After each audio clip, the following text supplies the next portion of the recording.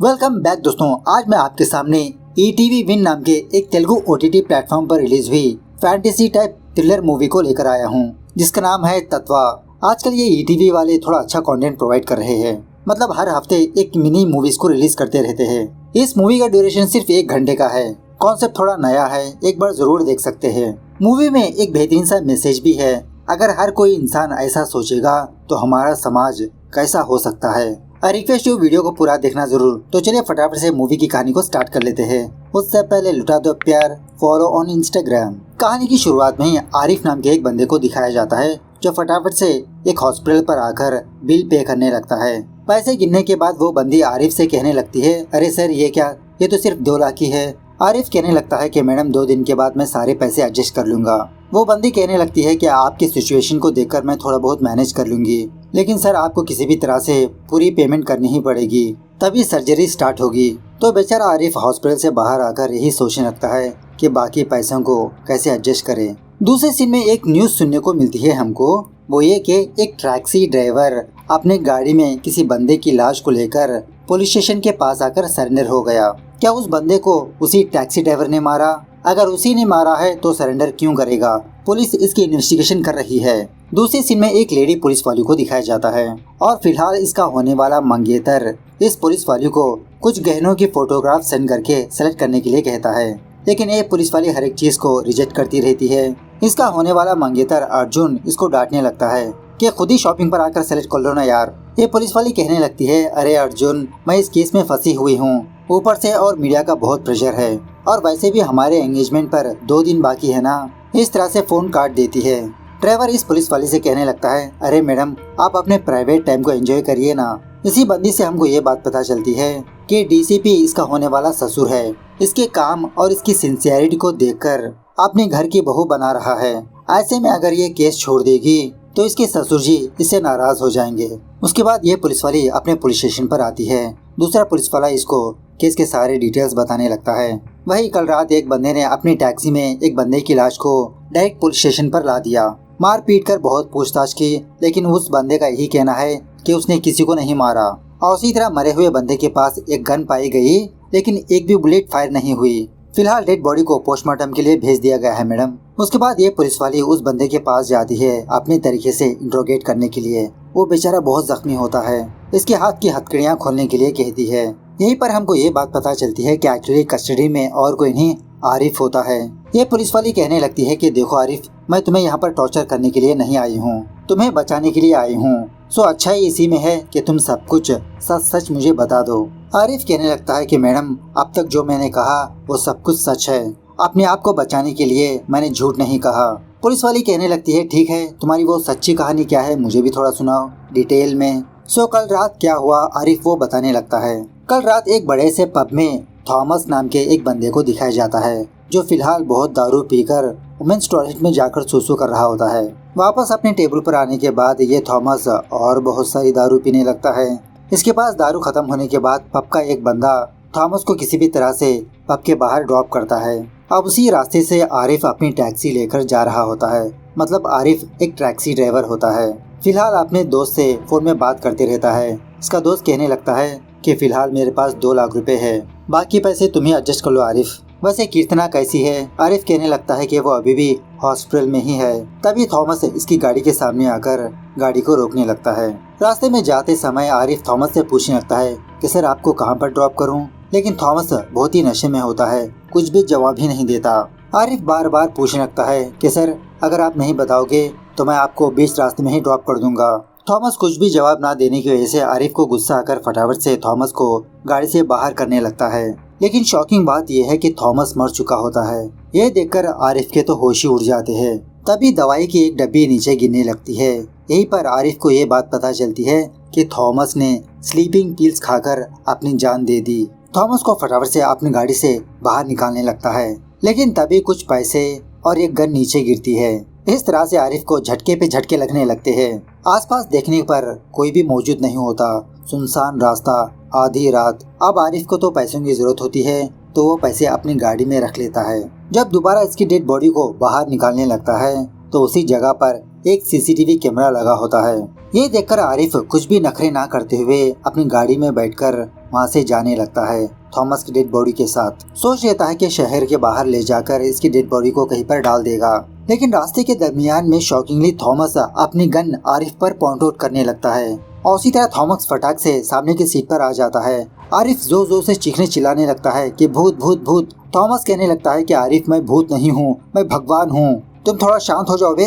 आरिफ कहने लगता है कि मरा हुआ बंदा दोबारा जिंदा हो जाए तो उसे भूत कहते हैं, भगवान नहीं। भगवान कहने लगता है कि तुम्हारे पास आने का सिर्फ यही एक जरिया नजर आया मुझे, और वैसे भी मैं हर जगह पर हूँ, क्या लाश में नहीं आ सकता? तुमको अभी भी भरोसा नहीं हो रहा है ना? क्या मैं तुमको एक मैजिक दिखाऊं? इस तरह से भगवान चुटकी बजाने पर टाइम थोड़ा सा पास में जाने लगता है। जस्ट 5 मिनट्स बैक, मतलब 5 मिनट्स बैक इसका एक छोटा सा एक्सीडेंट होने वाला था। ये देखकर आरिफ शॉक में रह जाता है कि ये कैसे पॉसिबल हुआ। भगवान कहने लगता है ठीक है तुम गाड़ी स्टार्ट करो। आरिफ पूछने लगता है कि कहाँ पर चलना है। भगवान कहने लगता है कि तुम गाड़ी को चलाते जाओ, डेस्टिनेशन मैं बताऊंगा। थोड़ी देर के बाद भगवान कहने लगता है कि तुम यही सोच रहे हो ना कि मैं तुम्हारे पास क्यों आया हूँ। तुमने तो वो लाइन सुनी ही होगी कि गुनहगार को भगवान जरूर सजा देता है। उसी लाइन को जस्टिफाई करने के लिए मैं तुम्हारे पास आया हूँ। आरिफ कहने लगता है कि मैंने कोई भी गलती नहीं की। तो भगवान आरिफ को वो पैसे दिखाने लगता है कि तुमने इन पैसों को चुराया। आरिफ कहने लगता है कि इसे चोरी नहीं कहते, बस वो बंदा मर गया उसके पास मुझे ये पैसे मिले, अब मैं किसे देता इसलिए मैंने खुद रख लिया, और वैसे भी मैंने थोड़ी उसको मारा, और इसी तरह ये पैसे मैं एक अच्छे काम के लिए इस्तेमाल कर रहा हूँ। तुम तो भगवान हो ना, तुमने भी तो वो लाइन सुनी होगी कि तुम्हारे मर्जी के खिलाफ चींटी भी नहीं काटती। क्या तुमको नहीं पता मेरे प्रॉब्लम के बारे में? भगवान कहने लगता है हाँ हाँ, तुम इंसान तो भगवान की बहुत मानते हो, बिना मेरी मर्जी के खिलाफ कुछ भी कर लेते हो। अरे इस थॉमस के बारे में क्या तुमने पता करने की कोशिश की कि ये बंदा कौन है, इसका नाम क्या है, कहाँ पर रहता है? आरिफ कहने लगता है कि मैं पहले से ही बहुत परेशानी में फंसा हुआ हूँ, एक और सरदर्द मैं नहीं चाहता, इसलिए इस डेड बॉडी को कहीं पर फेंकने का डिसाइड किया। भगवान कहने लगता है अच्छा ये डेड बॉडी तुम्हारे लिए सरदर्द, लेकिन तुमको इसके पैसे चाहिए। वाह रे इंसान वाह। इस तरह से वो गन लेकर आरिफ को मारने की कोशिश करने लगता है। आरिफ समझाने लगता है कि मैंने ये पैसे एक अच्छे काम के लिए लिया बस, और वैसे भी तुम क्या भगवान हो, एक इंसान की जान ले लोगे?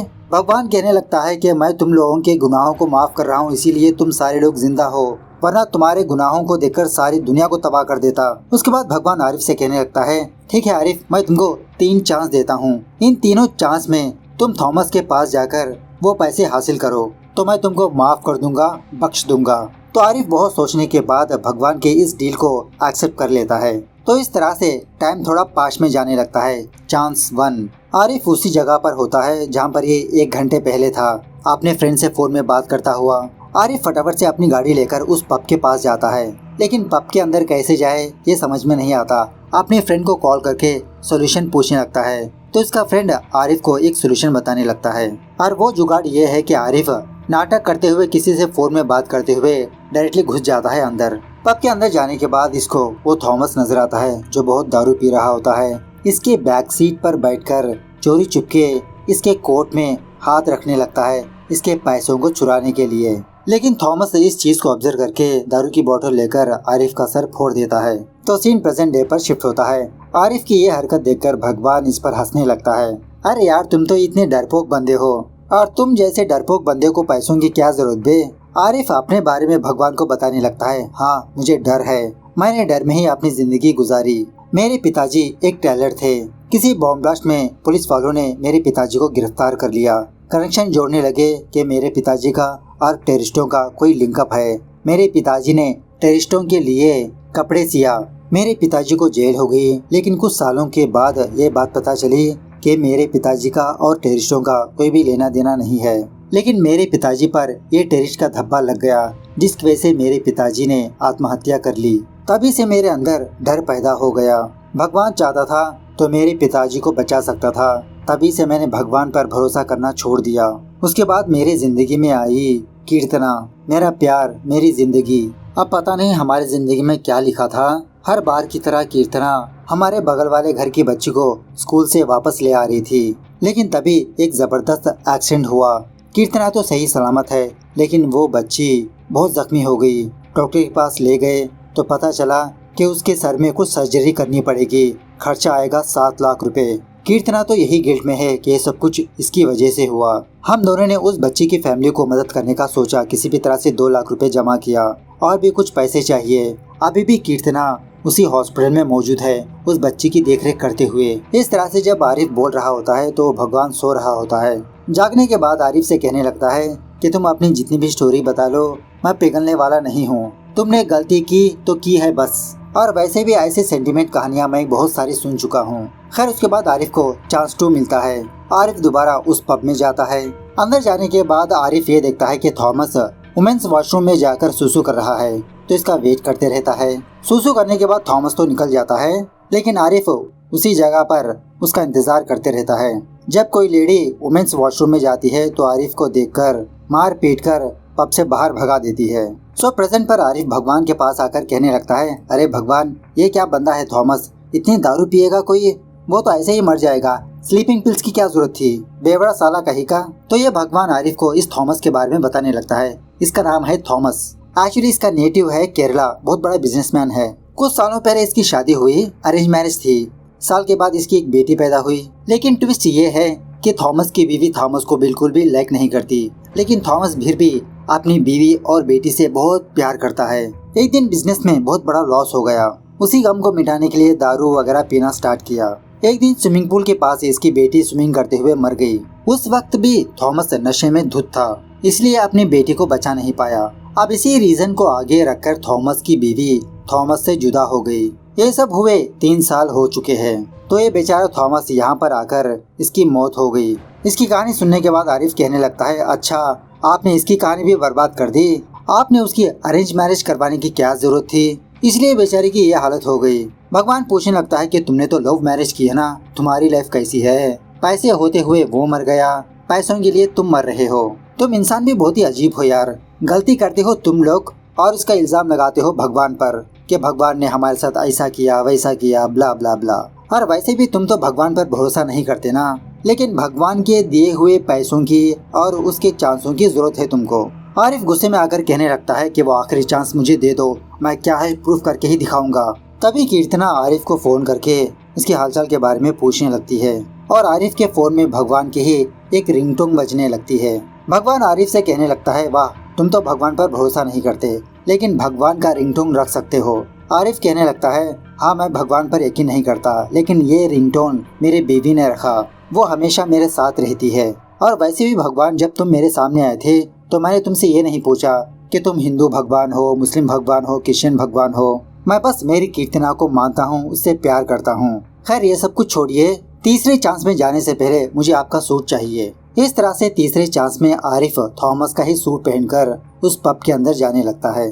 डायरेक्ट थॉमस के सामने आकर बैठ जाता है। वो थॉमस आरिफ को देखकर शॉक में रह जाता है। कहने लगता है, अरे यार तुम्हारा मेरा सेम सूट है, क्या तुम्हें पता है ये कोट मेरी वाइफ जोशना ने मुझे गिफ्ट दिया। इस तरह से आरिफ के साथ बात करते हुए आरिफ को हक करने पर थोड़ी दारू आरिफ के सूट पर गिर जाती है, तो थॉमस अपना सूट इसके साथ एक्सचेंज कर लेता है।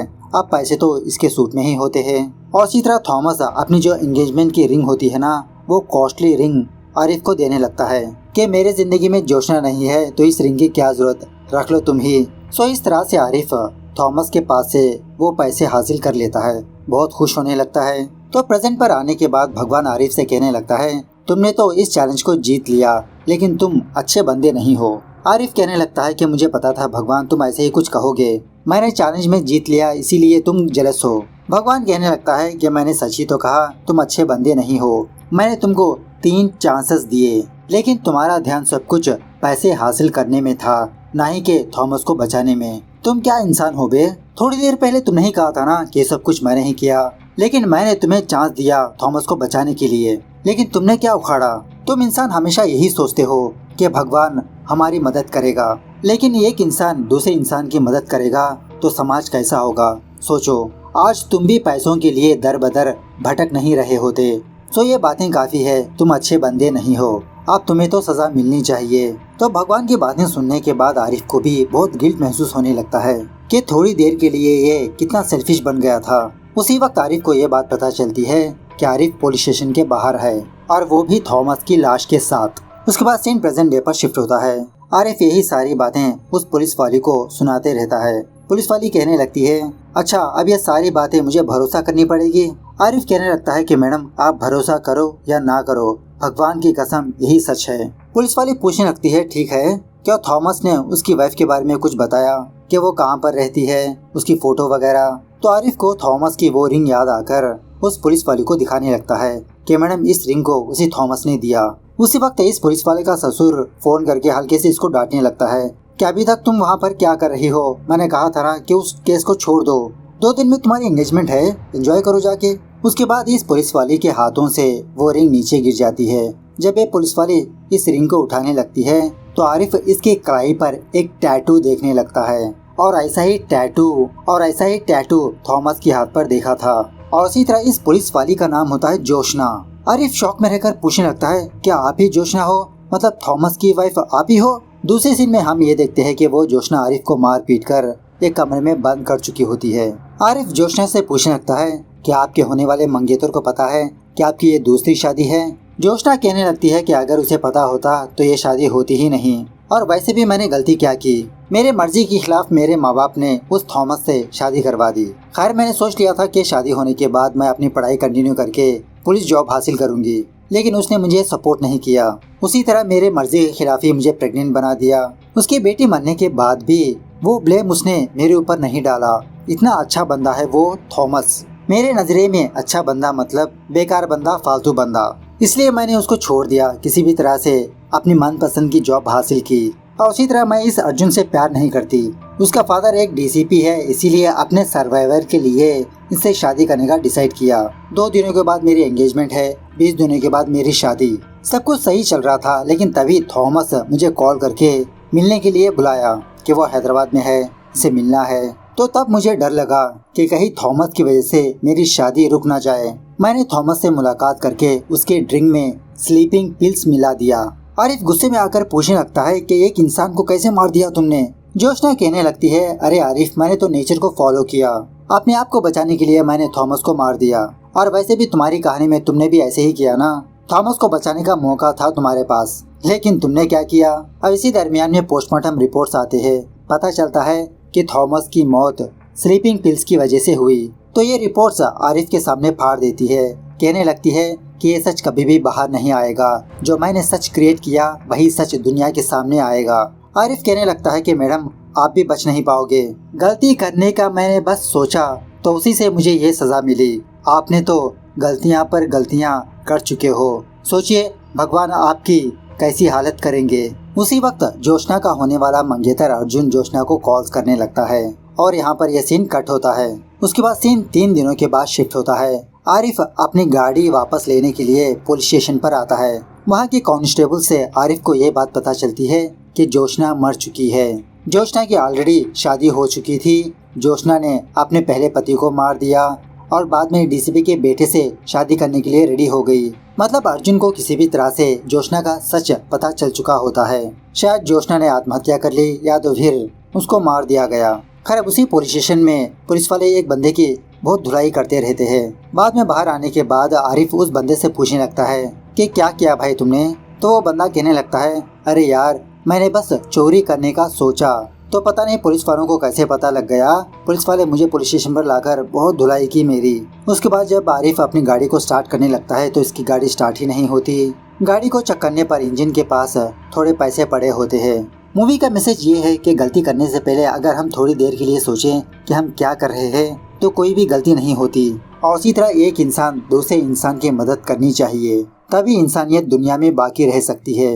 इस तरह से ये मूवी यहाँ पर दी एंड होती है। तो मूवी कैसे लगी कमेंट करके बताना जरूर। मिलते हैं अगली वीडियो में, तब तक take care, bye bye, see you soon.